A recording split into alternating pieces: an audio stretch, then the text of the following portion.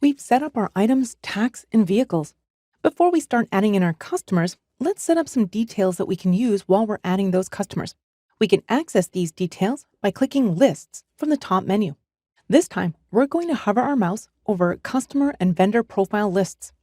The first item we're going to set up is our Customer Message List. This is a special message that can appear at the bottom of receipts and invoices. There are some default ones that we can use, but we can put in our own customer message.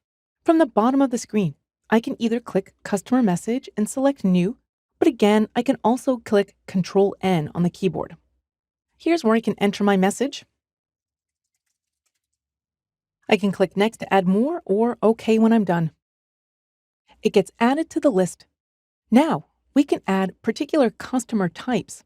I'll close out of this, go back to Lists, Customer and Vendor Profile List, and this time I'll choose Customer Type List. There's already some customer types in here, such as retail customers, but I can add my own. These need to be meaningful from your business. So I'll hit Control-N on the keyboard and put in all the different types of customers that we sell to. For example, we sell to residential users, and I'll click Next and put in restaurants, who are other customers of ours. I'll click OK. And now our customer type list is complete. I'll close out of this, go back to Lists, Customer and Vendor Profile Lists, and this time we can choose what payment methods we approve for our customers to use. There's a nice list already here in QuickBooks. We can add our own by using Control-N on the keyboard, but we can also get rid of some new ones that we might not accept.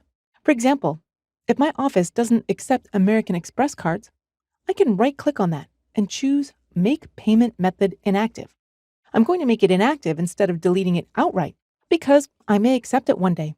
In this case, if I ever need it to reappear again, down at the bottom, I'll place a check mark next to Include Inactive.